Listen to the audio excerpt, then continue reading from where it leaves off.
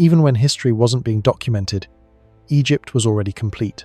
Its fields were divided, its cities were placed, its temples faced the sky with precision. When the first names appear in stone, they arrive late. They describe a world already functioning, already aligned, already ordered. There is no record of trial and error, no clear beginning, no visible construction phase for civilization itself. This raises a quiet question. What if humans did not build civilization here? What if they moved into it? In this documentary, we will follow the patterns that appear before writing, before kings, and before recorded memory. We will examine stone that refuses improvement, maps that were never drawn, alignments that knew the sky, and a silence that lasted for centuries. This is not a story of invention, it is a study of inheritance, a civilization that did not begin but continued, the rooms that were already waiting. At the edge of the Nile Valley, the earliest permanent settlements appear without hesitation. Archaeological layers show people arriving with decisions already made. Houses are placed in repeating patterns. Storage pits are dug to consistent depths. Hearths appear in similar positions from site to site. This can be seen at Merimde Beni Salama, dated to roughly 4,800 BCE, where domestic layouts seem planned rather than discovered through use. There is little evidence of failed arrangements or abandoned experiments. The land appears to have been read before it was occupied. Standard models of civilization describe a gradual process. Small camps grow into villages. Villages develop leaders. Tools improve through repeated mistakes. In Egypt, this sequence appears compressed or interrupted. In some regions, finished systems appear without clear ancestors. Irrigation channels follow stable gradients from the start. Flood basins are placed with awareness of long-term water behavior. Storage areas are raised precisely above flood limits. These choices suggest inherited understanding rather than newly acquired knowledge. The idea that people may have moved into existing systems becomes clearer when examining stone architecture. At Nabta Playa, deep in the western desert, stone circles and alignments date to the 6th millennium BCE. These structures track solstices and seasonal stars. The stones are heavy, arranged carefully, and placed with purpose. They were not casual markers. Astronomical alignment requires foresight and continuity. The people using these structures did not explain them. They behaved as if their meaning was already settled. Along the Nile, ceremonial centers appear early and with confidence. At Hierakonpolis, ritual buildings predate strong evidence of kingship. Excavations reveal large courtyards, formal storage spaces, and pathways suited for repeated movement. These areas suggest that social behavior adapted to space, rather than space adapting to emerging rituals. The buildings impose order, the people follow it. Subterranean construction reinforces this pattern. At Abydos, beneath the First Dynasty tombs, archaeologists uncovered earlier chambers cut into bedrock. These structures show careful orientation and thick walls. Some were sealed, others were empty. Few contained objects associated with daily life. They appear functional but not domestic. Their purpose remains uncertain, yet their execution implies long-term intent rather than temporary use. The Giza Plateau presents similar anomalies. Beneath the pyramids lie shafts, voids, and chambers that exceed burial requirements. The so-called subterranean chamber beneath the Great Pyramid is rough in appearance but precisely placed. The grotto above it is cut cleanly into the limestone. Air shafts extend towards specific stars. These features show planning beyond simple entombment. No inscriptions describe their purpose. No construction debris remains. The spaces feel prepared, not tested. If civilization was entered rather than built, then stone becomes a record of prior order. Structures can outlast cultures. Memory fades faster than masonry. A later population encountering durable works may reuse them without knowing their origin. Over time, explanation replaces knowledge. Function becomes ritual. Inheritance becomes myth. Early Egyptian texts hint at this process. The pyramid texts describe a time called Zep Tepi, translated as the first time. This era is not described as chaotic or primitive. It is ordered, complete, and distant. The gods are not inventors, they are caretakers. Creation is framed as restoration. Kings are described as stepping into roles already defined, Authority descends rather than emerges. Manetho's king lists extend this idea. Writing in the 3rd century BCE, he records long reigns of gods and semi-divine rulers before human dynasties. These reigns last thousands of years. While often dismissed as symbolic, the structure of the list matters. Divine and human rulers belong to one continuous sequence. There is no rupture. Rule transfers from one category to another without explanation. Administrative evidence supports this continuity. The Palermo stone records flood levels of the Nile before the First Dynasty. Measurements appear before named kings.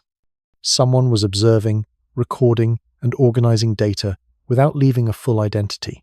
Administration existed before monarchy, as it is usually defined.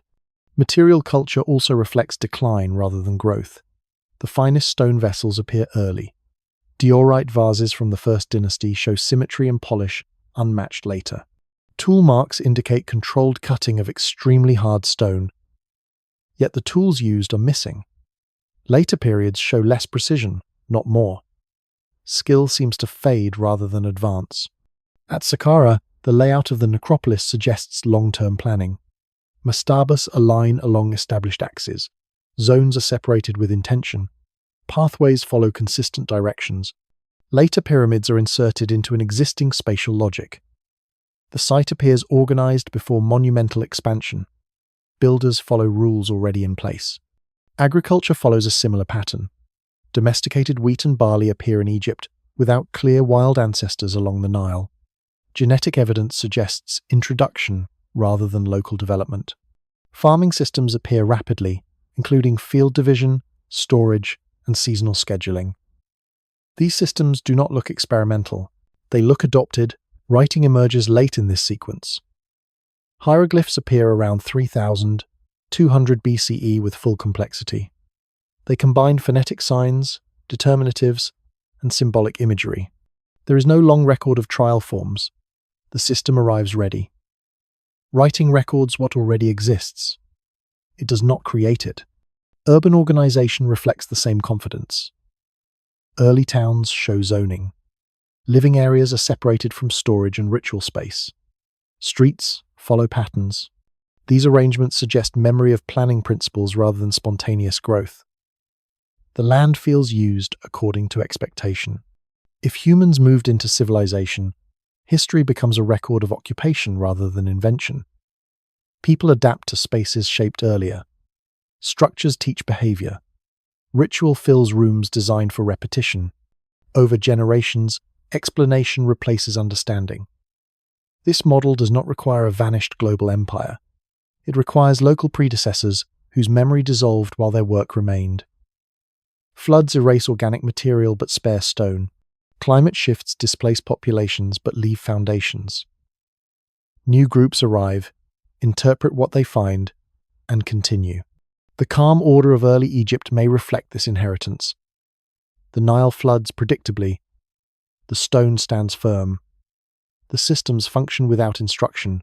Civilization feels less like a birth and more like an arrival. The first maps were not drawn. Across the Nile Valley, land appears divided before it is described. Fields stretch away from the river in narrow, repeated forms. Their edges return to the same positions after each flood. Villages sit at distances from water that feel measured rather than accidental. These arrangements appear in the archaeological record, before written systems of surveying or cartography are preserved. Space seems to instruct behavior. People follow patterns already present rather than inventing new ones. In many historical models, mapping follows settlement. Groups occupy land, encounter limits, and then create systems to manage distance, ownership, and access. Boundaries shift until conflict forces definition. Measurement evolves through correction. In Egypt, this sequence feels reversed. Spatial order appears early and remains stable over long periods. Floodplains are divided into elongated plots aligned with the Nile's flow. These divisions persist across centuries, even as dynasties change and political centers move. The consistency suggests inheritance rather than repeated invention. The Nile floods annually, but its behavior is patterned. The rise follows seasonal rhythms driven by rainfall far to the south. Early Egyptians understood these rhythms with precision. Nilometers appear early, cut directly into stone along riverbanks. Some examples predate strong centralized authority. These devices are not ceremonial. They are functional tools designed to measure water height and predict agricultural outcomes. Their placement assumes long observation. They appear where measurement matters most, not where symbolism would demand. Records on the Palermo stone list flood levels for years that come before named kings. Numbers are presented without explanation. No justification is offered for why these measurements matter or how they were taken. The act of recording implies standards. Someone decided where measurement began. Someone chose what counted as a normal or dangerous flood. These decisions existed before writing preserved their logic. The map was already known when the record was made. After each flood, visible boundaries disappeared. Silt-covered markers. Fields merged into flat expanses. When the water receded, land had to be restored to its previous divisions. Later, Egyptian texts describe rope stretchers, known as harpad-anapte, whose role was to re-establish field boundaries after inundation. Their work depended on geometry. Straight lines, right angles, and proportional division were assumed skills. These techniques appear fully formed. They are not introduced as innovations. Egyptian geometry does not display a clear developmental history. Mathematical texts from the Middle Kingdom, including the Rhind mathematical papyrus, present problems involving land area, storage volume, and construction planning. The tone is practical. The methods are confident. There is no indication that these ideas were new or contested.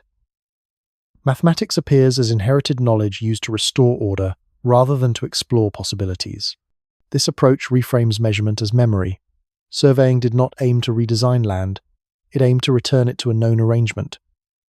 The purpose of mapping was not abstraction, it was preservation. Space was not something to be mastered, it was something to be maintained. The concept of ma'at reflects this understanding. Often translated as truth or balance, ma'at also implies correct placement. Things belong where they are meant to be. Order is spatial as much as moral. To disturb boundaries is to introduce disorder. This philosophy aligns with a world in which space is already defined. Society's role is to uphold alignment rather than to create it. Sacred architecture reinforces this inherited order. Temples align with cardinal directions. Axes follow solar and stellar paths. Processional routes trace fixed movements across space. At Karnak, successive building phases preserve the same orientation over centuries. Walls extend along established lines. Pylons rise in sequence, without altering direction. The original alignment governs all later construction. This persistence suggests that early layouts carried authority beyond any single ruler. Later builders followed orientations without needing to explain them. Direction became tradition. Tradition became obligation. The map governed behavior long after its origin was forgotten. Even when temples were rebuilt after damage or expanded to accommodate new cults, their axes remained unchanged. Expansion occurred outward, not askew. This indicates that alignment was not preference, it was requirement. The space itself demanded continuity. Desert routes provide further evidence. Trade paths through the eastern desert connect the Nile to the Red Sea. These routes follow wadis, ridges, and natural corridors shaped by geology. Way stations appear at regular intervals where water and shelter are available. Some of these stations predate formal state administration. Rock inscriptions left by travelers mark the same paths across centuries. The routes were known before they were recorded. At Wadi Hammamat, quarry inscriptions span thousands of years. Expeditions from different dynasties carved their presence into the same rock faces. Many inscriptions reference earlier journeys, acknowledging predecessors without altering the route. The stone was valuable, but the path was essential. Knowledge of access persisted even when political authority shifted. The map outlasted kings. Mining routes to the Sinai show similar continuity. Paths to copper and turquoise deposits were reused repeatedly. Campsites appear in the same locations across eras. Wells were reopened rather than relocated. The landscape dictated movement. Human activity followed established lines. Early towns reinforced this pattern of correct initial placement. Settlements such as Elephantine occupy positions that control movement along the river and across borders. Their locations reflect understanding of trade, defense, and navigation. These choices appear immediately. There is little evidence of abandoned towns caused by poor placement. Most sites persist or are reused. The land was read accurately from the start. Elephantine's position at the First Cataract gives control over southern trade and river traffic. This strategic value did not require experimentation to discover. It appears recognized at first occupation. The settlement remains significant for millennia, even as political centers shift elsewhere. Memphis occupies another deliberate position, bridging Upper and Lower Egypt.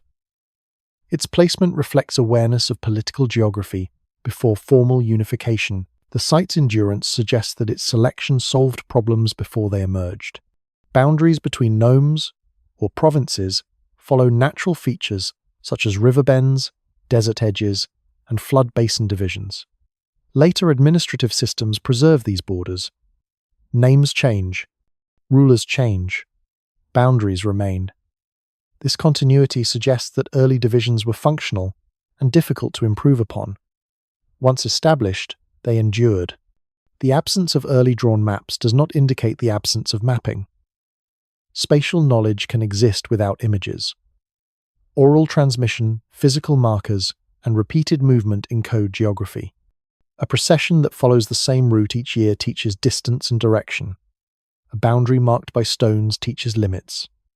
Seasonal travel embeds scale in memory. The map lives in action. Egyptian religious festivals reinforce this embodied geography. Ritual journeys retrace cosmic paths across land.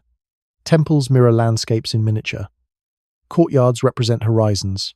Sanctuaries correspond to distant points of emergence. The movement of the sun god mirrors travel along the Nile. Space and myth overlap. Navigation becomes sacred repetition. In such a system, knowledge is preserved through use. To walk the route is to remember it. To rebuild on the same axis is to reaffirm alignment. Memory survives without explanation. This perspective alters how early intelligence is understood. Knowledge did not need constant articulation. It required recognition and maintenance. The land taught through consistency. People adapted to patterns that worked. Over generations, reasoning faded while practice remained. Ritual preserved function after explanation was lost. The idea that humans moved into an existing spatial order fits these observations. The first settlers did not invent boundaries or routes. They observed them. Stone markers, aligned structures, and established paths guided behavior.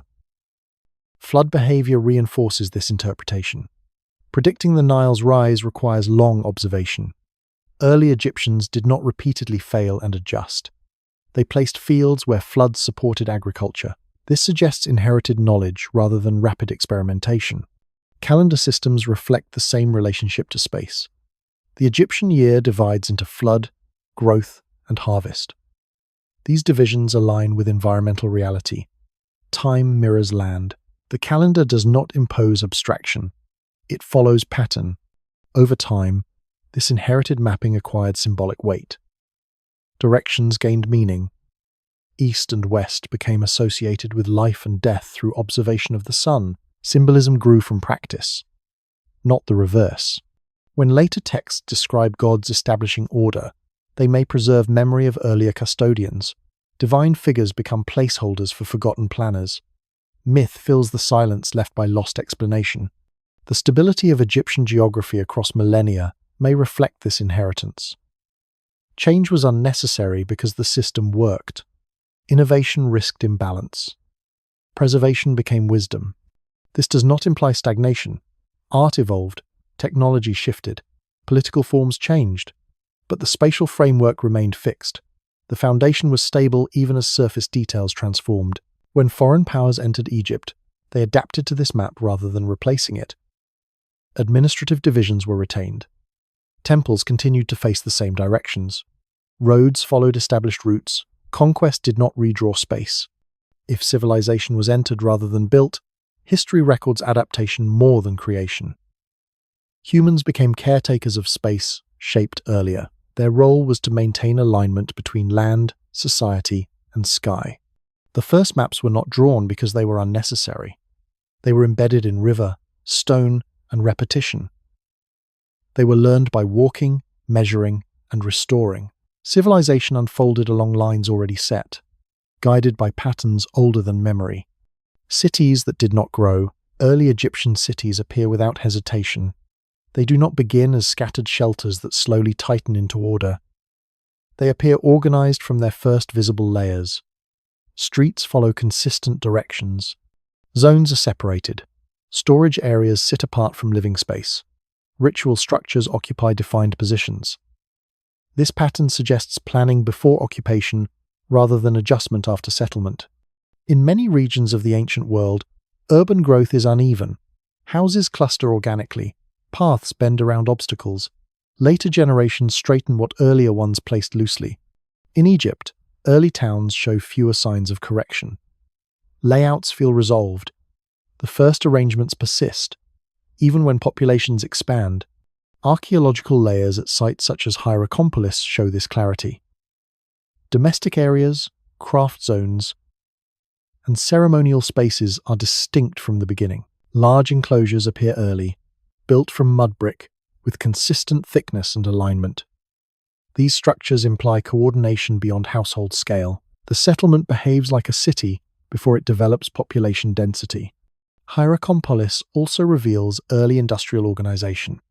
Brewing installations, pottery kilns, and stoneworking areas are grouped rather than scattered. Waste is directed away from living quarters. This separation suggests understanding of function and flow. The city anticipates its own needs. At Abydos, the pattern continues. Early settlement traces align with later monumental construction. The landscape is prepared in advance. Tombs and ritual areas occupy positions that seem chosen long before dynastic authority formalized. The city's sacred geography precedes its political one. This raises a question. Did these cities grow into their form? Or did people move into a framework already defined? Memphis offers a clear example. Founded near the boundary between Upper and Lower Egypt, it occupies a position that solves multiple problems at once. It controls river traffic. It sits above flood danger. It connects trade routes. There is little evidence of earlier failed settlements nearby. The site appears chosen correctly on the first attempt.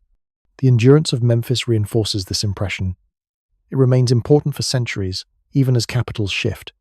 Its layout adapts, but its core position does not. The city does not wander. It holds.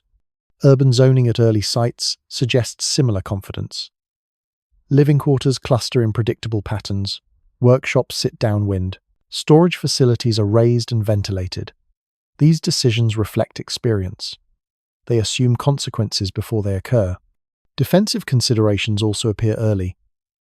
Settlements occupy elevated ground or natural choke points. Walls are built with consistent thickness. Entrances are limited and controlled. These features appear without extended periods of vulnerability recorded in the archaeological record. The cities behave as if threats were already understood. This understanding may not come from local experience alone. It may reflect inherited models.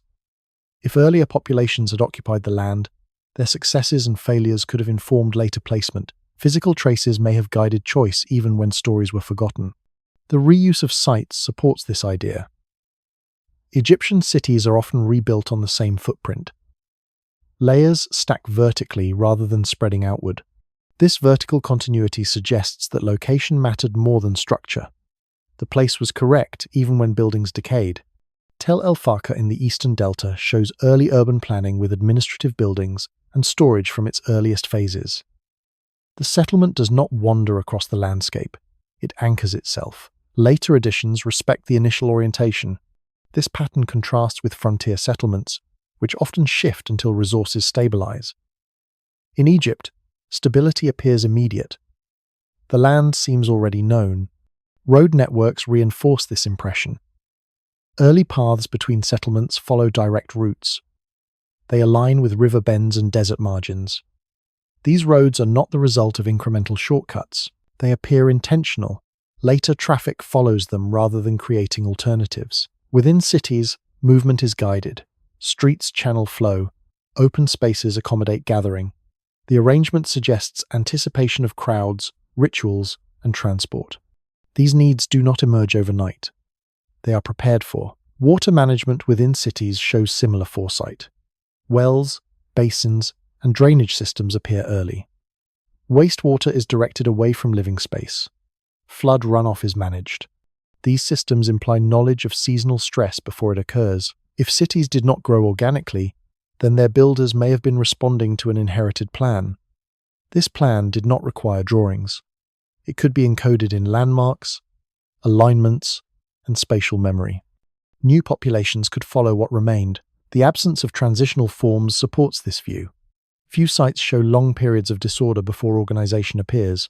Instead, order arrives early and persists.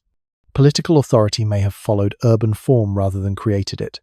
Kings rule from cities that already function. Administration fills spaces prepared for it. Power occupies rooms that were already waiting. This reverses common assumptions. Instead of cities forming around rulers, rulers may have emerged within existing cities. The space-shaped authority. Religious centers follow the same pattern. Temples occupy fixed positions within cities. Their placement does not shift with changing cults.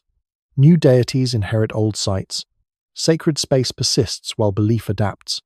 This persistence suggests that location held meaning independent of doctrine. The ground itself mattered. People adjusted their stories to fit inherited space. If humans moved into civilization, cities would not need to grow through experimentation. They would be recognized and reused. The first builders would be remembered as gods or ancestors. Their plans would be preserved through habit rather than explanation. Over time, maintenance replaced understanding. Walls were repaired without questioning orientation. Streets were cleared without redefining routes. The city remained stable because deviation offered no advantage. This stability created the illusion of timelessness. Egyptian cities appear unchanged because their underlying logic was fixed. Change occurred within limits. Foreign rulers recognized this logic. They occupied existing cities rather than founding new ones. They adapted to the map rather than redrawing it. Control meant possession, not redesign. If this interpretation holds, urban history in Egypt records occupation more than invention. Cities did not grow. They were entered, maintained, and respected. The city becomes a container rather than a process. Humans fill space, shaped earlier. Civilization becomes stewardship, stones that refused improvement. The earliest stonework in Egypt does not behave as a beginning. It behaves like a peak. Precision appears early, then softens. Surfaces that should show gradual refinement instead show early control followed by later approximation. The material remains the same. The tools appear similar. The outcome changes. Stone vessels from the First Dynasty demonstrate this clearly. Bowls and jars carved from diorite, granite, and basalt show symmetry that is difficult to achieve even with modern rotary tools. Walls are thin and even. Interiors are smooth. Curves remain consistent from rim to base. These objects appear suddenly in the archaeological record. There is no visible stage of crude experimentation before them. Later periods continue to produce stone vessels, but quality declines. Walls grow thicker, shapes become less exact. Tool marks are more visible. The change is not driven by scarcity. Hard stone remains available. The shift reflects loss of technique rather than lack of material. This pattern appears again in monumental construction. The earliest pyramids show confident geometry. The Great Pyramid at Giza, dated to around 2600 BCE, is aligned to true north with an error of only a few arc minutes. Its base is level to within centimeters across hundreds of meters. The casing stones, now mostly gone, were cut to fit with joints thinner than a human finger. Later pyramids do not improve on this. Khafre's pyramid is slightly smaller and relies more heavily on bedrock. Menkaura's pyramid is smaller still, with less refined internal planning. By the 5th dynasty, pyramids are built with rubble cores and casing stones of uneven quality. Precision gives way to speed. This sequence runs against expectation. If stoneworking knowledge accumulated, later builders should surpass earlier ones. Instead, they compromise. Construction becomes less exact, not more. Tool evidence does not explain the decline. Copper chisels, stone pounders, and abrasives remain in use across periods. No new superior tools appear and then disappear. The difference lies in method, not equipment. Early builders achieve results later craftsmen do not replicate, even with similar means. At Giza, granite beams weighing tens of tons were placed above the king's chamber with precise positioning. The quarry at Aswan shows evidence of controlled extraction. Cuts follow straight lines. Fractures are directed. Transport required coordination and planning. Later periods move stone less frequently and with less ambition. Interior passages show the same trend. Early corridors maintain consistent angles over long distances. Later passages wander. Precision fades gradually, not suddenly. This suggests loss through time rather than abrupt interruption. The same pattern appears in statuary. Early royal statues show proportion and balance that later periods imitate but rarely exceed. Faces are idealized with controlled symmetry. Later statues become more stylized or rigid. Craft remains skilled, but refinement diminishes. Stone pavements at early sites are laid with tight joins. Later pavements accept wider gaps. Foundations shift. Tolerance increases. The builders accept less accuracy because they no longer expect more. One explanation is workforce pressure. As populations grow, speed replaces care. Yet this does not account for the initial leap. The earliest builders worked with fewer resources, not more. Their precision required planning that later abundance did not restore. Another explanation is specialization. Early builders may have inherited focused knowledge held by few. As society expanded, that knowledge diluted. Skills became distributed rather than concentrated.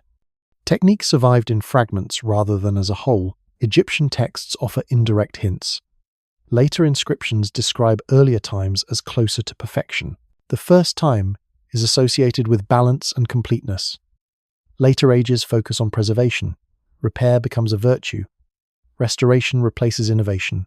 This attitude reflects recognition of loss. Builders know they are maintaining something greater than themselves. They do not attempt to surpass it. They imitate and simplify. The reuse of stone reinforces this. Later periods quarry blocks from earlier monuments. Precision is borrowed rather than recreated. Stones cut with superior technique are recycled because replicating them is harder than moving them. At Karnak, blocks from earlier shrines are embedded within later walls. Their surfaces differ. The contrast is visible. The older stones carry finer finish. The newer ones fill space. If civilization was entered rather than built, this pattern makes sense. The earliest builders worked closest to inherited knowledge. As generations passed, understanding faded. Form remained, but method weakened. Stone does not forget easily. Once cut, it preserves intention. When intention is no longer understood, imitation replaces mastery. The result looks similar, but behaves differently. This is not failure, it is adaptation. Later, Egyptians chose reliability over perfection. They accepted limits rather than chasing lost precision. The monuments remain impressive, but they no longer push boundaries. The refusal of stone to improve is not resistance of material, it is resistance of memory. Stone keeps its secrets when technique disappears. If humans moved into a civilization already shaped, then the first works would show the clearest expression of that inheritance. Later works would echo without fully understanding. Precision would decline without explanation. Egyptian stone tells this story quietly. The earliest cuts speak with confidence. Later ones repeat without question. The line between knowledge and tradition blurs. Stone does not evolve. People do. When understanding fades, material records the change. The tools that left no trace. Egyptian workmanship often exceeds the evidence of the tools found beside it. The finished results remain. The instruments that produced them do not. Archaeology preserves copper chisels, stone pounders, and simple drills. Yet these implements struggle to explain the precision visible in early stonework. The gap is not dramatic. It is quiet. The work looks normal until it is examined closely. Granite surfaces at Giza show flatness over long distances. Internal corners meet cleanly.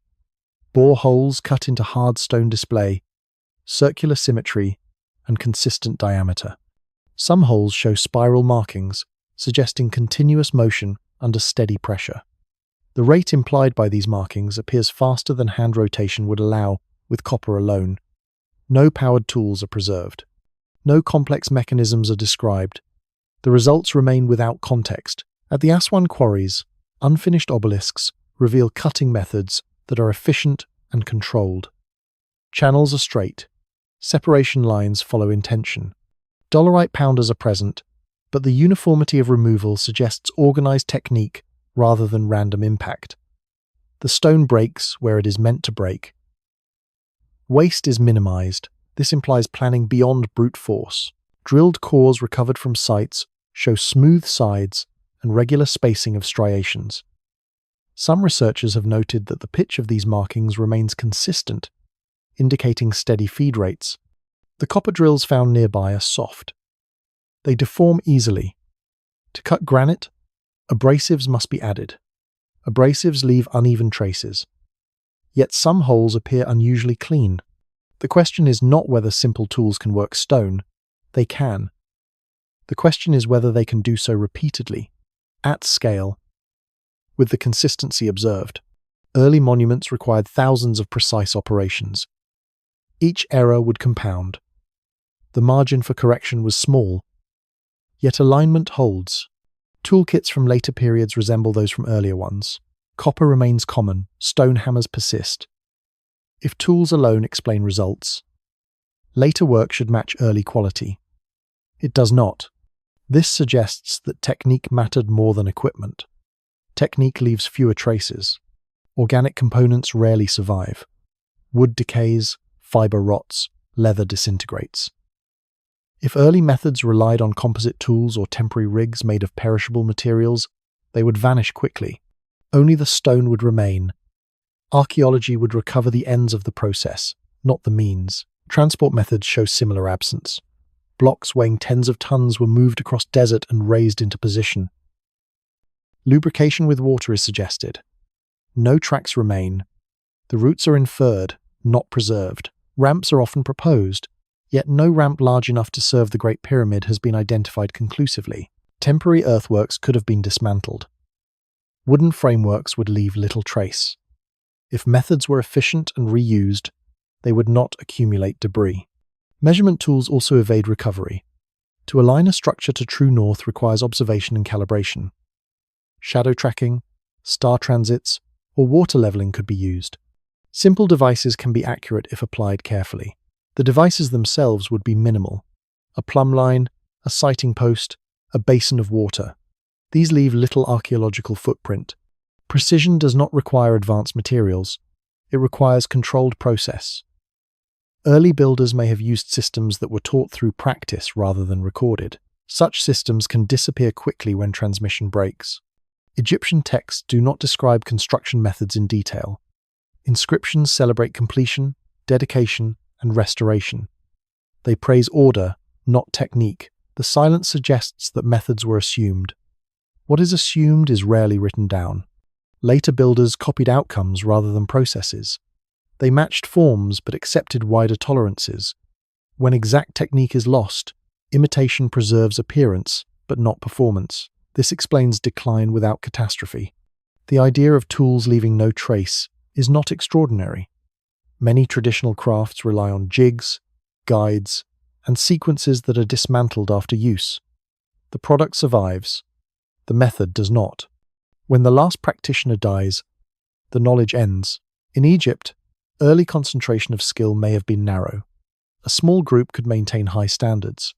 As projects multiplied and labor expanded, control weakened, precision gave way to adequacy.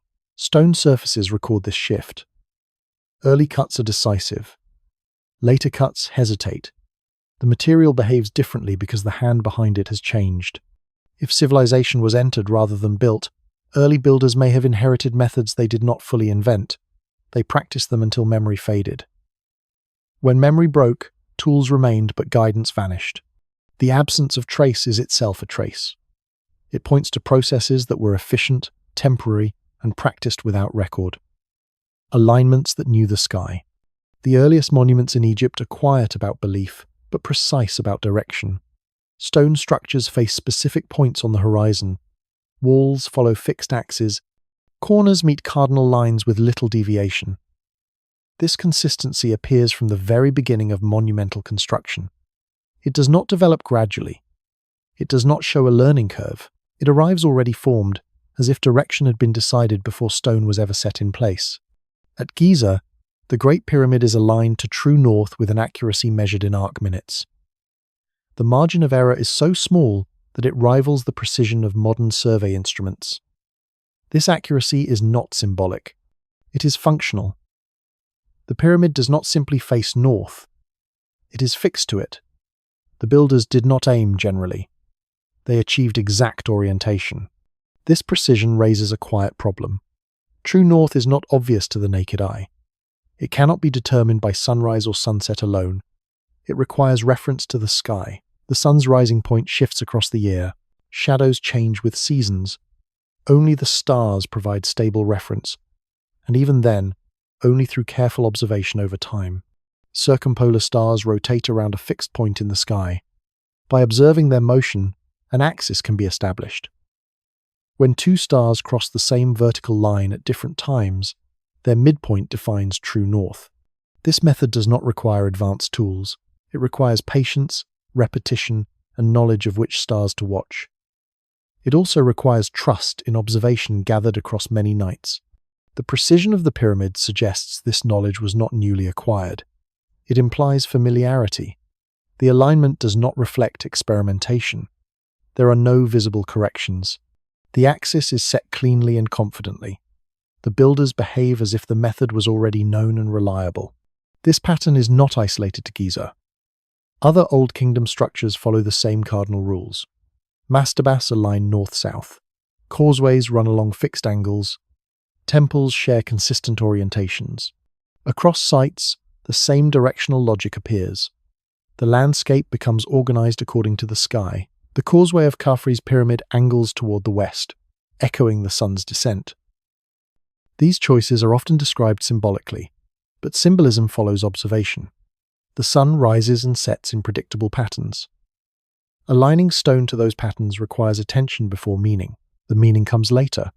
Earlier sites reveal similar attention to celestial order.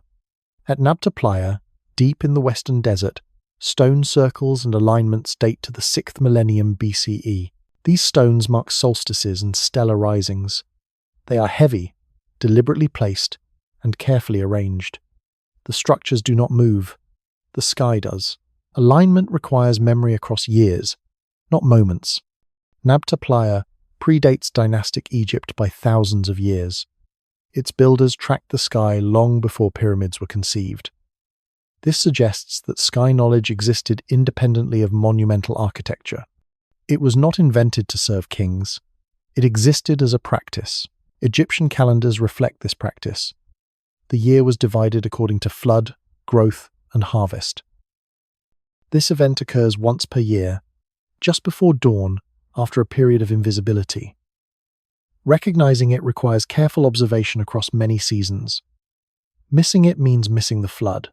The calendar did not emerge from guesswork. It required continuity. Someone observed the sky long enough to recognize repeating cycles. Someone trusted those cycles enough to build time around them. This knowledge had to be passed down accurately, or it would fail. Temple orientation reinforces this continuity. Many temples align so that sunlight enters the inner sanctuary only on specific days. At certain times of year, a shaft of light reaches a hidden statue. This effect depends on precise alignment.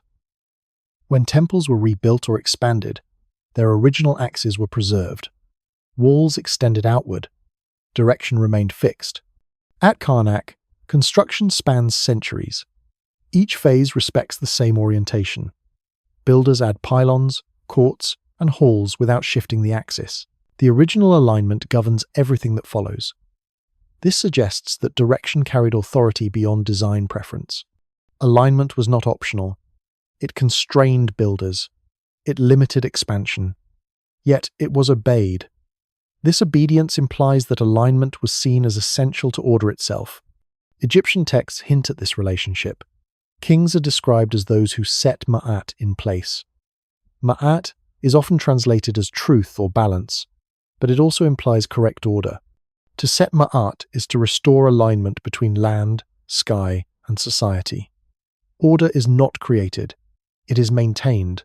This language suggests that order existed before kings. The ruler's role is custodial. He aligns himself with a pattern already present. The sky provides that pattern. The absence of instructional texts on alignment is striking. Egyptian inscriptions celebrate building, dedication, and restoration, but they do not explain how alignment was achieved. Observational techniques are not described. Methods are not recorded. This silence suggests familiarity. What everyone knows does not need explanation. Knowledge transmitted through practice often leaves no record. A master shows an apprentice where to stand, when to watch, how to mark the ground. When the practice stops, the knowledge disappears without trace. Only the result remains. Later periods show a gradual softening of alignment precision. Temples still face east or west, but margins widen. Cardinal orientation becomes approximate. The sky has not changed. The builders have. This mirrors patterns seen in stonework and geometry, where early precision declines over time. Astronomical ceilings in tombs reflect this shift. Stars and constellations are depicted symbolically. The images preserve names and forms, but they do not guide construction. The sky moves from being a tool to being a motif. Representation replaces application. This transition suggests that sky knowledge outlived its practical use. When observation ceased to be necessary, it became decorative. The ceiling remembers what the builder no longer needs to practice. If civilization was entered rather than built, early builders may have inherited sky knowledge from predecessors whose memory did not survive. Observational systems can vanish quickly, if not renewed. The stars do not explain themselves. They must be watched repeatedly to be understood. The consistency of early alignment suggests long familiarity rather than recent discovery. The builders did not experiment with direction. They applied rules already trusted. The sky was known before stone was set. This relationship between land and sky creates stability. When direction is fixed, space becomes predictable. Cities align, rituals repeat, time is measured against stars. Civilization becomes a system of maintenance rather than innovation. The sky leaves no artifacts. Observation produces no debris. Knowledge fades unless it is practiced. Stone preserves outcome, not process. When the last observer dies, the method vanishes silently. Egyptian monuments quietly record this loss. Early alignments speak with confidence. Later ones echo without matching accuracy. The sky remains constant. Memory does not. This pattern does not require advanced technology. It requires continuity. It requires people who observe not for novelty, but for survival. Flood prediction, seasonal planning, and ritual timing all depend on sky knowledge. Once systems stabilize, urgency fades. The earliest builders appear closest to this observational tradition. They align stone with the sky as if it is natural. Later builders inherit the forms without fully understanding the method. Alignment becomes ritualized. The reason behind it becomes secondary. This process can occur without interruption. No disaster is required. Knowledge can fade through comfort. When systems work reliably, their origins are no longer questioned. Precision relaxes. The orientation of monuments becomes tradition rather than necessity. Builders follow rules because they are rules, not because they understand their function. Over time, tolerance increases. Foreign rulers adopt these traditions without questioning them. Greek and Roman builders preserve temple orientation. They rebuild along the same axes. They inherit alignment without knowing its origin. The sky continues to dictate space long after its watchers are gone. If humans moved into civilization rather than building it from scratch, alignment would be one of the clearest inheritances. Orientation does not need explanation. It needs recognition. A line is already drawn. You build along it. The earliest monuments suggest that this line existed before them. The builders did not create order. They revealed it in stone. Alignment became memory. Memory became tradition. Tradition replaced knowledge. The monuments remain, facing the same directions, long after the watchers are gone. The sky still turns. The stones still point. What is missing is the act of watching that once connected them, the flood that reset memory. Each year, the Nile erased the surface of Egypt. Water spread across the valley, covering paths, fields, and markers. Boundaries vanished. The land became a flat, reflective plain. When the flood withdrew, nothing visible confirmed what had existed before. Only memory restored order. This cycle shaped Egyptian life more deeply than any monument.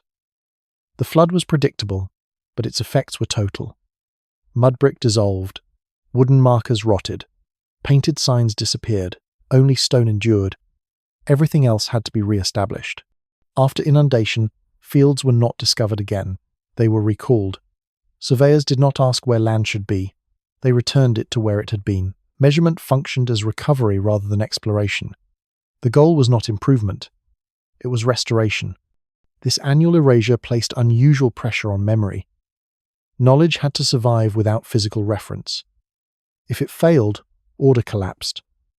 A misaligned field meant famine. A lost boundary meant dispute. Precision was not luxury. It was survival. Over centuries, this process filtered what endured. Systems that could be restored survived. Those that depended on fragile explanation faded. Practices embedded in repetition remained. Explanations attached to individuals disappeared. Stone fit this environment. Stone did not move with the flood. Foundations remained when walls dissolved. Alignments stayed fixed even when structures above them vanished. When people rebuilt, they followed what stone preserved. This creates a subtle asymmetry in history. Physical order survives longer than cultural explanation. The map outlasts the story. The alignment remains after the reason is forgotten. If earlier populations had shaped Egypt before dynastic memory, the flood would erase their surface traces while preserving deeper structure. Stone alignments, underground chambers, and cut bedrock would remain. Names, language, and narrative would not. Over generations, people would inherit systems without origin. They would know where, but not why. Practice would replace understanding. Ritual would preserve function after explanation dissolved. Egyptian tradition reflects this condition. Texts emphasize restoration. Kings boast of repairing temples, re-establishing ma'at, returning order after disruption. Creation is rarely described. Maintenance is celebrated. The gods themselves are not inventors in Egyptian myth. They uphold order. They restore balance. Even the act of creation is framed as emergence from an earlier state, not absolute beginning. This worldview fits a land repeatedly wiped clean. Each flood resets surface memory. Only what is deeply embedded survives. Over time, society learns to value continuity over novelty. Innovation becomes risky. New arrangements may not survive the next inundation. Old ones already have. The safest path is repetition. Wisdom becomes conservation. This helps explain Egypt's long stability. While other cultures expand, fragment, and reconfigure, Egypt persists. The land teaches sameness. Change costs too much. The flood also explains selective forgetting. Techniques that required constant explanation faded. Methods that could be repeated without full understanding survived. Alignment rules became ritual. Measurement became rote. Craft became imitation. When observational sky knowledge declined, alignment persisted. When stoneworking techniques softened, form remained. When city planning knowledge diluted, cities stayed where they were. Memory did not vanish all at once, it thinned. Each generation knew slightly less than the one before, but enough to function. Over centuries, this produces decline without collapse. The flood accelerated this process. It removed physical reminders that could prompt questions. Without markers, only tradition guided rebuilding. Tradition rarely asks why. This environment favors inheritance without comprehension. People move into systems already shaped. They learn how to use them, not how they were made. If an earlier civilization existed in the Nile Valley, the flood would erase its surface presence while preserving its framework. Later, populations would inherit the framework and fill it with new meaning. This does not require catastrophe. It requires time. Annual reset, multiplied by centuries, filters history quietly. Stone remembers. Water forgets. Humanity lives between them. By the time writing appears, much is already lost. Text records the present, not the vanished past. What survives in stone becomes sacred. What disappears becomes myth. The flood becomes more than water. It becomes a mechanism of forgetting. Civilization continues, but its origin recedes. People maintain systems they did not create. They restore alignments they did not design. They honor order whose beginning they no longer recall. Egypt does not describe its birth because it does not remember it. It remembers only how to continue. The Nile resets the land. Humanity restores it. Over time, restoration becomes identity. If humans moved into civilization rather than building it, the flood explains how that transition could occur without record. What is inherited feels eternal. What is lost becomes divine, names that came after the works. Writing arrives late in Egypt. By the time names are carved into stone, the land is already organized. Fields are divided, cities hold their places, temples face fixed directions, roads follow known routes. Administration exists before it speaks in ink. The earliest hieroglyphs appear around 3200 BCE. They are not simple marks. They combine sound, symbol, and meaning. Phonetic signs sit beside determinatives. Images carry abstract ideas. The system does not stumble into complexity. It appears formed. There is no long trail of experimental writing preserved beneath it. This suggests that writing was not used to create order. It was used to record an order already in place. Before writing, Egypt functioned. Flood levels were measured. Boundaries were restored. Rituals followed calendars. Trade moved along established paths. Authority existed without written titles. Memory was carried through repetition rather than text. When writing appears, it names rather than invents. Kings record what they rule. Priests list what they serve. Scribes document what already works. The script does not explain how systems came to be. It assumes them. Early inscriptions focus on ownership, dedication, and continuity. Names are attached to monuments that already stand. Titles are placed onto roles that already function. Writing formalizes presence.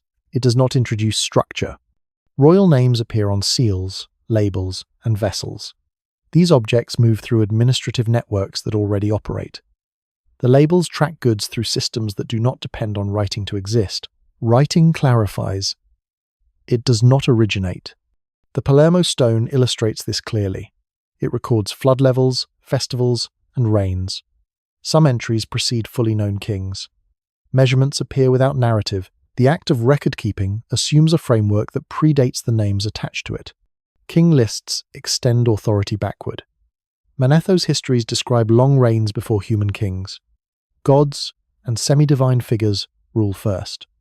This structure places identity after order. Authority is layered onto an existing timeline. This inversion matters. In many cultures, leaders create institutions. In Egypt, institutions appear to absorb leaders. The king steps into a role defined by land, sky, and tradition. His name completes the system. It does not build it. Titles reinforce this. The king is lord of the two lands, not their creator. He maintains Ma'at, not invents it. His duty is preservation. His success is measured by continuity. Even tomb inscriptions emphasize restoration. Kings boast of repairing temples, renewing shrines, re-establishing festivals. Innovation is rarely celebrated. Stability is. The delay between structure and record suggests that early Egypt relied on embodied knowledge. Skills were taught through action. Authority was recognized through presence.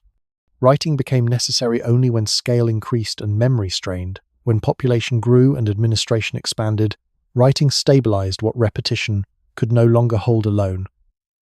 It froze memory. It fixed names to roles. It anchored authority. But by then, the systems were already old. This explains the absence of origin stories tied to construction. Egyptian texts rarely describe how monuments were built. They describe who built them. Technique is irrelevant. Attribution matters. Names give ownership. Ownership legitimizes rule. Writing becomes political. Once names exist, history begins to feel linear. Dynasties follow one another, reigns are counted, time is segmented. Before writing, time is cyclical. After writing, it is recorded. Yet the land does not change with this shift. Boundaries remain, alignments persist, cities hold. Writing overlays identity onto an unchanged framework. If humans moved into civilization rather than building it, writing would naturally appear last. Names would come after works. Identity would follow structure. This pattern also explains mythologized pasts. When memory fades before writing begins, explanation fills the gap. Gods replace builders.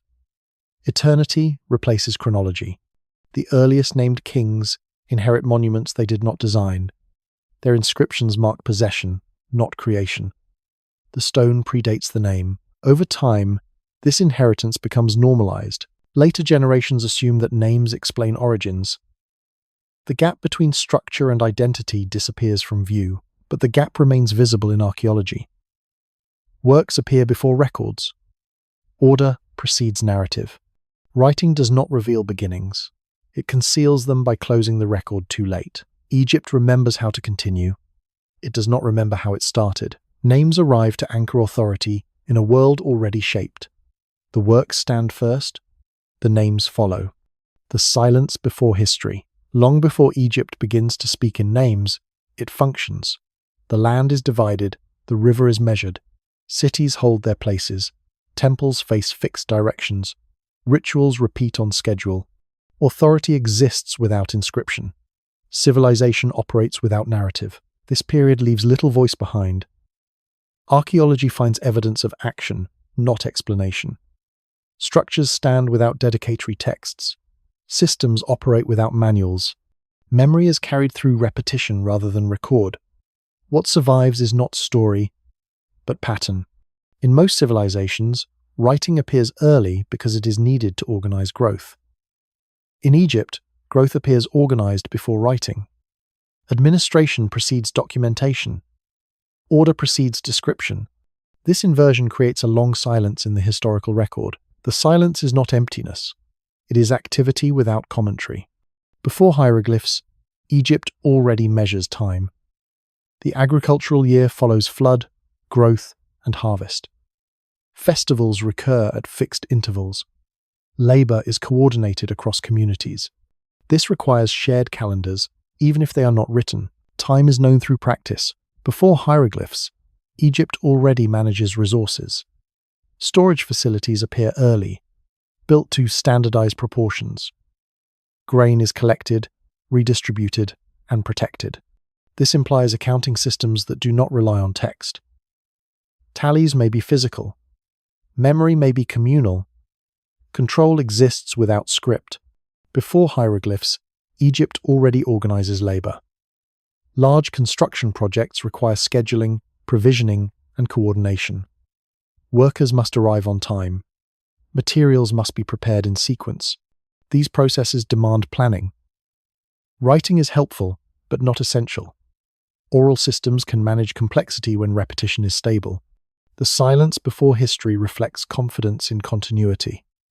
When systems repeat reliably, explanation becomes unnecessary. Each generation learns by doing. Authority is visible. Rules are embodied. Nothing needs to be written because nothing is questioned. This kind of silence is fragile. It depends on uninterrupted transmission. When populations are small and stable, knowledge passes easily. When scale increases, gaps appear. Writing emerges to compensate for memory strain, not to create order. In Egypt, writing appears precisely when scale expands. Population density increases. Trade networks widen.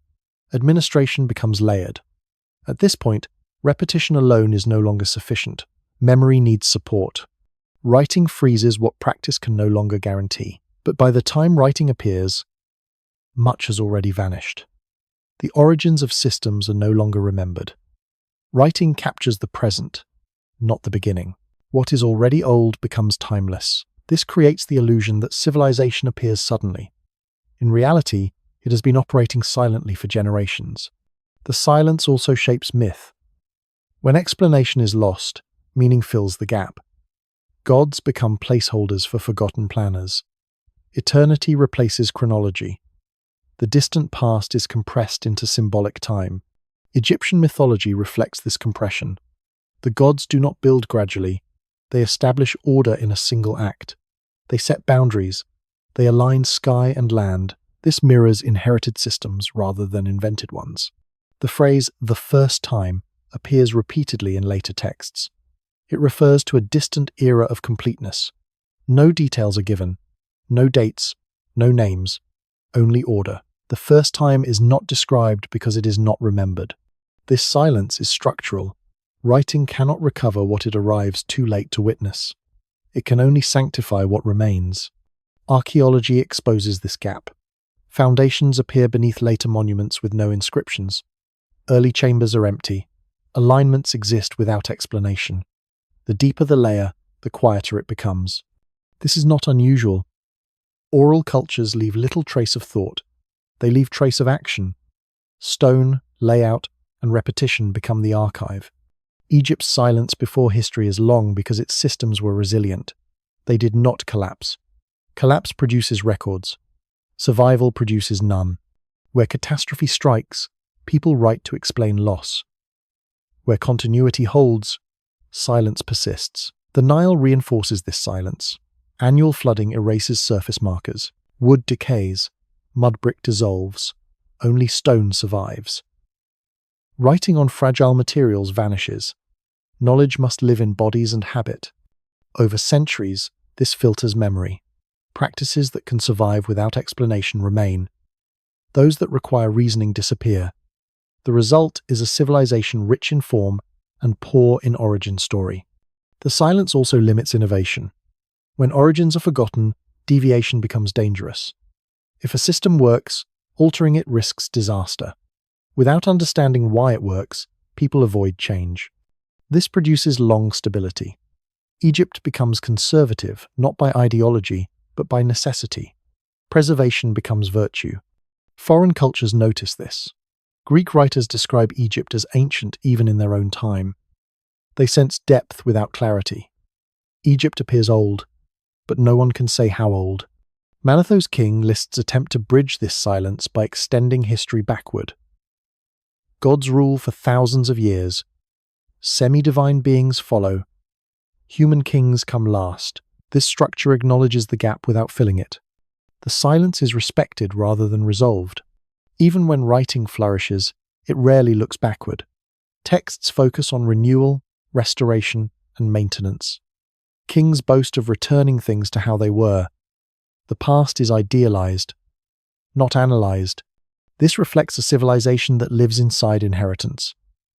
The role of leadership is custodial. The role of society is continuity. If humans moved into civilization rather than building it from nothing, the silence makes sense. People inherit functioning systems. They do not ask who made them. They ask how to keep them working. The silence before history is not ignorance. It is confidence without curiosity. Only when systems strain does curiosity emerge. Writing appears. Names appear. Chronology begins. But the foundational period remains unspoken. This silence also explains why Egyptian civilization feels complete from its earliest records.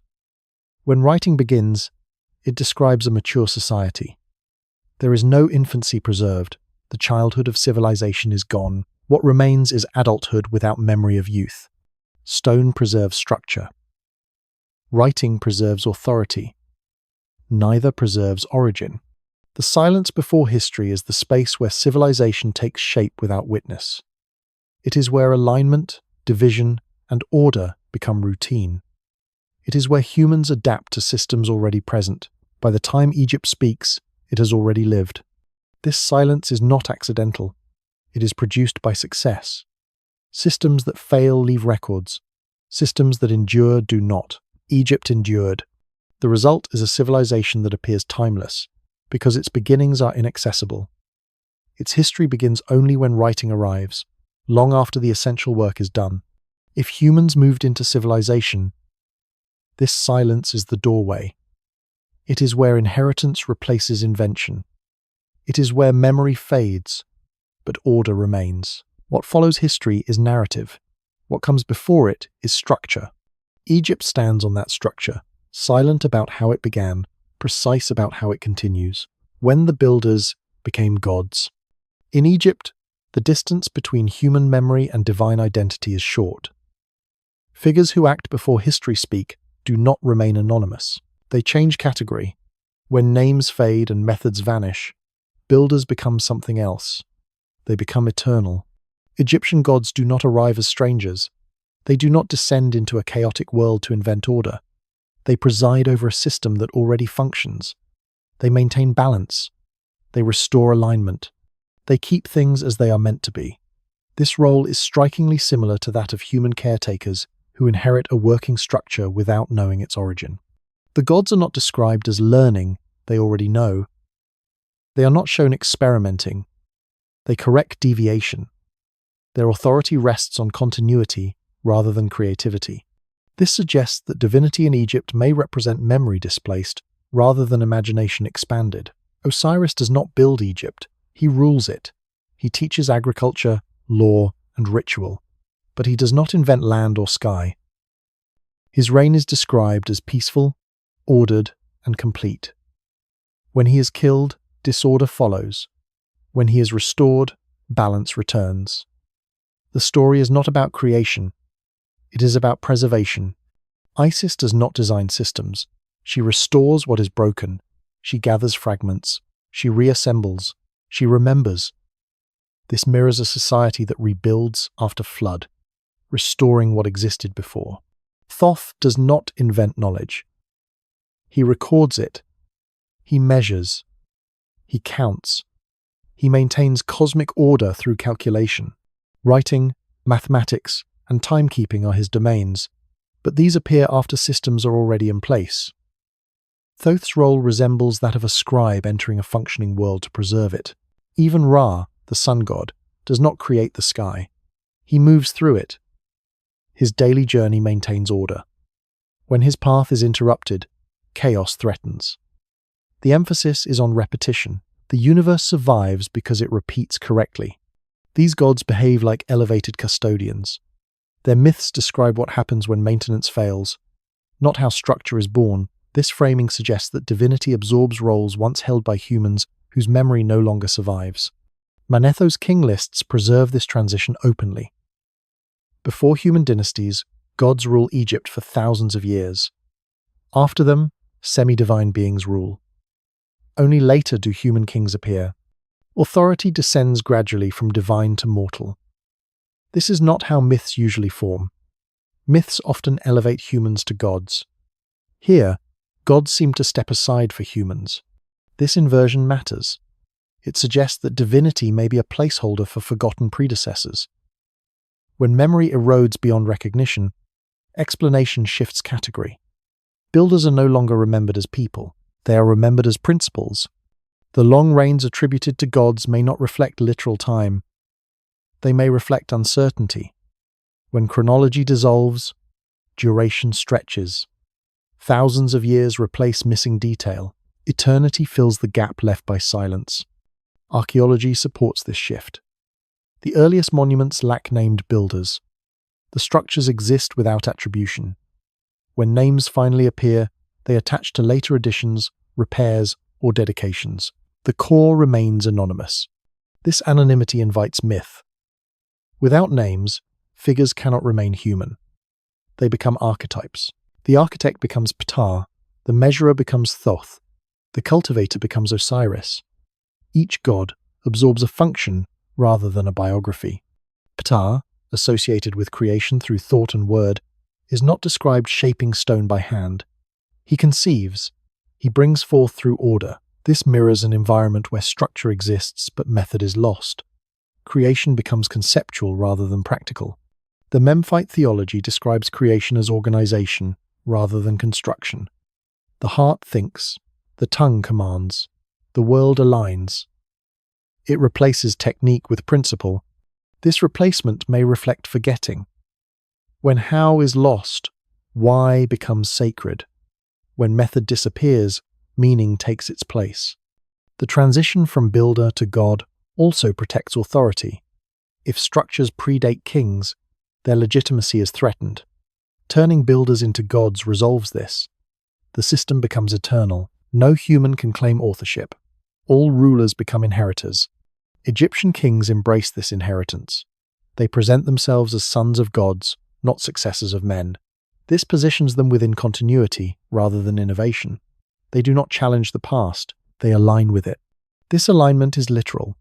Kings build temples on ancient axes. They restore shrines whose origins they do not question. Their legitimacy depends on honoring what already exists. The gods, in turn, are portrayed as approving maintenance. They reward restoration. They punish neglect. Their will aligns with preservation. This mutual reinforcement stabilizes society. Human authority maintains divine order. Divine identity sanctifies human caretaking. Over time, the boundary blurs completely. Myth absorbs history. Structure becomes cosmology. Architecture becomes theology. The builders become gods not through worship, but through forgetting. When memory fails to retain human detail, reverence fills the space. This process does not require deception. It occurs naturally. Oral transmission prioritizes function over origin. Over generations, the question "who built this?" matters less than "how do we keep it working?" The Nile reinforces this transformation. Annual floods erase surface traces. Repairs repeat. Restoration becomes identity. The origin recedes with each cycle. Stone remains. People change. Names fade. Structure endures. When later Egyptians look backward, they see completeness without beginning. They name that completeness divine. This does not diminish their belief. It contextualizes it. Divinity becomes the memory of order without memory of origin. If humans moved into civilization rather than building it from nothing, the elevation of builders into gods is expected.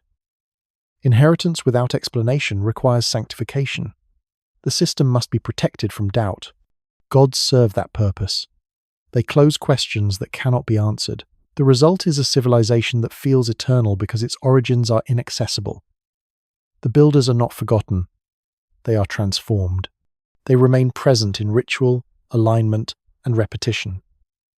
When the builders became gods, history became sacred. What could not be remembered could no longer be challenged. The civilization that did not begin. Egypt does not present a beginning. It presents a condition.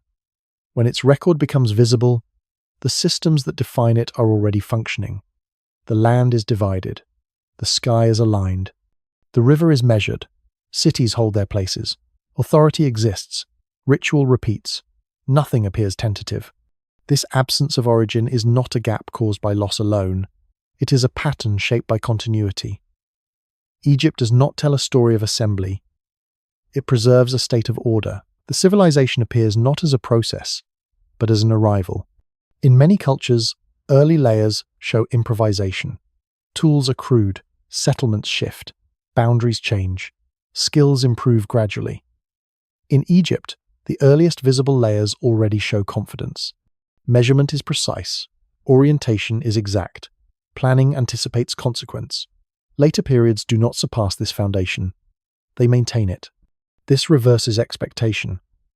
If civilization were built step by step, its earliest expressions would be the simplest. In Egypt, the earliest expressions are often the most exact. This suggests proximity to a source of knowledge that later generations did not possess in full.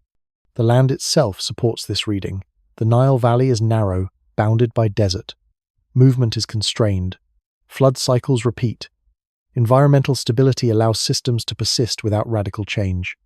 Once an arrangement works, there is little incentive to alter it.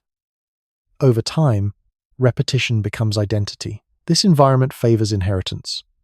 New populations entering the valley would encounter existing patterns, fields already divided, routes already traced, alignments already set. Adapting to these patterns would be more efficient than replacing them. Civilization would feel pre-existing. The archaeological record reflects this adaptation. Sites are reused rather than relocated. Foundations are rebuilt rather than abandoned. Axes are preserved across centuries. The land teaches where to build by showing where building has already worked. Writing arrives after this adaptation is complete. When names appear, they attach to structures that already stand. Kings describe restoration rather than creation. Authority presents itself as custodial. The civilization does not explain its birth because it does not remember it. This memory gap does not result in collapse. It results in sanctification. What cannot be explained becomes eternal. What cannot be traced becomes divine. The absence of beginning becomes a feature, not a flaw. Egyptian mythology reflects this stance. Creation is described as emergence into order, not construction from chaos. The gods do not invent the world. They reveal it. They bring forth what already exists in potential. This mirrors a society that inherits systems without origin. The phrase "the first time" names a state, not an event. It is complete. It is ordered. It is distant. No steps lead into it. It simply is. Kings rule by aligning with this state. They do not claim authorship. They claim legitimacy through maintenance. Their success is measured by stability. Change is treated cautiously. Innovation risks imbalance. This conservatism is not stagnation. It is adaptation to inheritance. When systems are received rather than invented, the role of society shifts. Creation becomes responsibility. Preservation becomes virtue. The material record supports this shift. Precision declines over time. Techniques soften, but forms persist. The shell remains, even as understanding thins. This pattern does not indicate collapse. It indicates distance from origin. Egyptian civilization stretches this distance across millennia without breaking. Few societies manage this. Most either forget and change, or remember and fragment. Egypt remembers enough to continue, not enough to explain. Foreign powers recognize this continuity. When they rule Egypt, they adapt to it. They do not redraw boundaries. They do not reorient temples. They do not redivide land. They step into an existing order and govern within it. This behavior suggests recognition of something fixed. Even conquerors do not attempt to rebuild the frame. They occupy it. If civilization did not begin in Egypt, but was entered, this recognition makes sense. The Nile reinforces this lesson annually. Each flood erases surface change. Only deep structure survives. What endures teaches what matters. Over time, society aligns with what cannot be washed away. This alignment produces stability without origin story. The civilization becomes timeless because it is never seen being born. It simply persists. Modern frameworks struggle with this condition. History prefers beginnings. Archaeology prefers development. Egypt resists both. It offers continuity without narrative. This resistance has produced many explanations. Lost technologies, vanished civilizations, divine intervention. Each attempts to supply a beginning where none is visible. Yet the record does not demand spectacle. It demands patience. The simplest explanation may be that Egypt is not missing its beginning. It never recorded it. By the time recording was necessary, the beginning was already gone. This does not diminish Egyptian achievement. It reframes it. The achievement is not invention alone. It is endurance. The ability to maintain alignment across generations without full understanding. Civilization, in this view, is not a spark. It is a condition that can be entered, maintained, and inherited. Egypt exemplifies this condition. Humans did not build civilization there from nothing. They stepped into a framework shaped by time, environment, and predecessors whose memory dissolved. They adapted, they preserved, they continued. What survives is not a story of origin, but a pattern of use. Egypt does not tell us how civilization begins. It shows us how it continues when beginnings are forgotten. The land remains, the sky turns, the river floods, the structures align, civilization holds. It does not begin. It persists. The question that never needed an answer. Egyptian civilization does not pause to explain itself. When it first becomes visible through writing and monument, it behaves as though explanation is unnecessary. Systems operate. Order holds. The land functions according to expectation. The absence of an origin story is not treated as a problem, it is simply not addressed. In many societies, beginnings matter because systems are fragile. New arrangements require justification. People argue over why things should be organized in a certain way. In Egypt, arrangements appear stable enough that justification becomes irrelevant. The land floods on time. Fields are restored. Boundaries reappear. Rituals repeat. Direction remains fixed. When a system works reliably, asking how it began loses urgency. This creates a distinctive relationship with knowledge. Knowledge is not abstract or speculative. It is procedural. People know what to do, when to do it, and where to do it. They know which actions restore balance and which introduce risk. They do not need to articulate why these actions work. The proof is repetition. Egyptian texts reflect this orientation. Inscriptions celebrate renewal, balance, restoration, and maintenance. Kings describe themselves as those who set Ma'at in place, not those who create new order. The language consistently frames authority as custodial. The role of leadership is to maintain alignment, not to innovate. This focus shapes cultural values. Stability is prized. Change is approached cautiously. Innovation carries risk because the underlying reasons for success are not always fully understood. When causes are unclear, preservation becomes the safest strategy. The environment reinforces this attitude. The Nile Valley is predictable but unforgiving. Floods arrive annually. Failure to anticipate them leads to famine. Boundaries erased by water must be restored precisely. Errors compound quickly. In such conditions, experimentation is costly. Repetition is survival. Over centuries, this produces a civilization oriented toward continuity. Practices that survive the flood are repeated. Practices that fail are abandoned without record. Over time, only what works remains. The land itself selects tradition. This selection filters memory. Explanations that require continuous verbal transmission are fragile.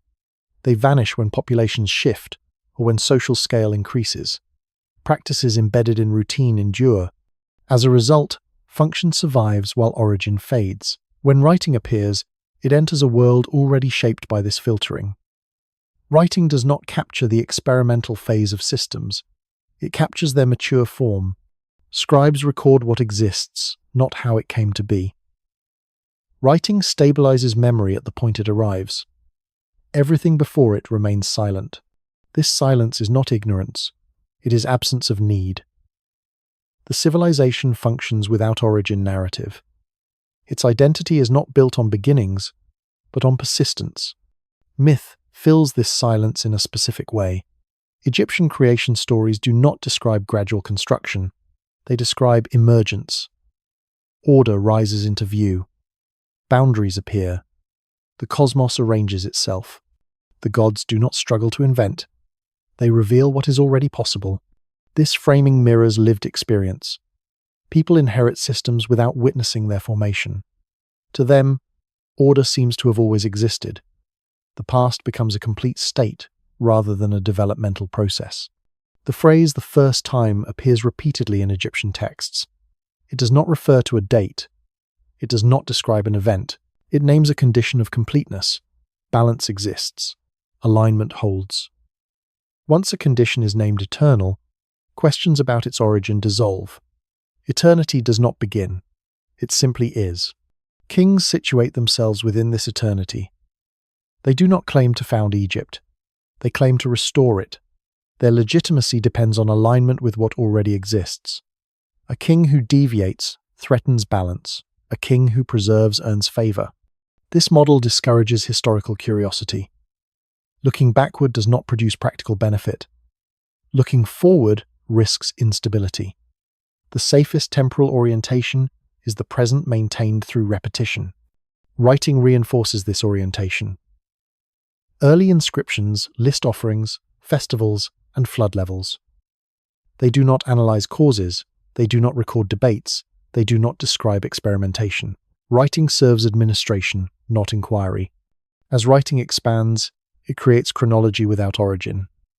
Dynasties are counted. Reigns are measured. Time becomes segmented. But the beginning remains undefined. History starts late, after civilization is already formed. This produces a paradox. Egypt becomes one of the most thoroughly recorded ancient cultures, yet its earliest phase remains voiceless. The more the civilization writes, the further its origins recede. The silence invites explanation from outside. Later observers attempt to fill it, They imagine lost empires, divine instruction, or sudden leaps. Each explanation reflects discomfort with continuity without narrative. Yet continuity does not require spectacle. It requires time. The Nile erases evidence annually. Organic materials decay. Wood disappears. Mud brick dissolves. Only stone remains. Writing on perishable media vanishes. Over centuries, this erasure removes prompts for inquiry. Without remnants of experimentation, there is nothing to question. Stone preserves alignment and layout, but not intention. When intention fades, form becomes sacred. People respect what endures. They do not ask why it endures. This environment produces conservatism without dogma. Preservation becomes common sense. Uncertainty threatens survival. This pragmatism explains Egypt's long resistance to structural transformation. Architectural forms remain stable. Artistic conventions persist. Administrative divisions endure. Even when political authority shifts, the frame remains. Periods of fragmentation do not generate new origins. When central authority collapses, local practices continue. Foreign rulers recognize this quickly. Those who respect Egyptian continuity govern effectively. Those who attempt to impose radical change face resistance. Power adapts to structure, not the other way around. This adaptation suggests that Egyptian civilization presents itself as something to be entered, not remade. Authority flows from alignment with existing order. Origin stories are unnecessary for governance. The absence of origin inquiry also shapes ethics. Right action is defined by alignment with Ma'at, not by innovation or progress. Moral behavior mirrors spatial and temporal order. Balance is virtue. This ethical framework reinforces silence. If virtue lies in maintaining what exists, questioning its origin risks undermining it. Silence becomes protective. Over time, the lack of origin narrative becomes normalized. People no longer notice its absence. The question never arises because the culture does not train itself to ask it. Modern frameworks struggle with this condition. Contemporary thought privileges beginnings. It seeks causes. It values explanation. Egypt resists this approach because its identity is not causal, it is procedural. Civilization, in this model, is not a story with a starting point. It is a condition that can be entered, maintained, and inherited. Egypt exemplifies this condition with unusual clarity. If humans moved into civilization rather than building it from nothing, the absence of origin inquiry is expected. People do not ask, who designed the ground they walk on? They learn where it holds and where it gives way. Egyptian civilization treats order as ground. It is assumed. It is trusted. It is not interrogated. This assumption shapes architecture. Buildings align with sky and land without commentary. It shapes ritual. Festivals repeat without explanation. It shapes governance. Authority maintains rather than creates. Even collapse does not provoke origin questions. When disorder appears, the response is restoration. People return to earlier forms.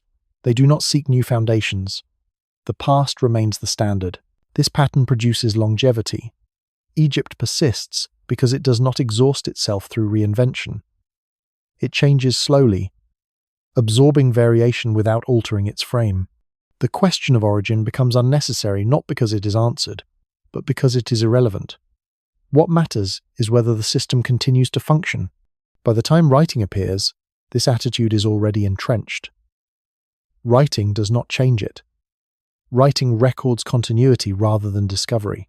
The result is a civilization that appears timeless, because it never narrates its beginning. It enters history fully formed and continues without interruption. If civilization can be inherited, Egypt demonstrates how that inheritance stabilizes culture.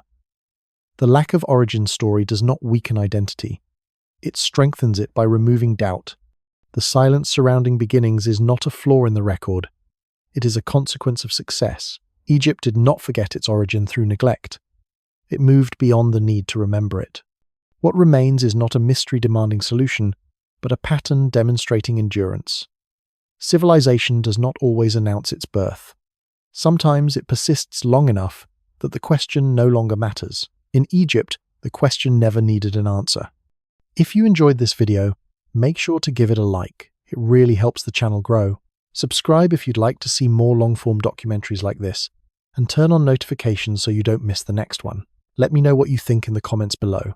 Thanks for watching, and I'll see you in the next video.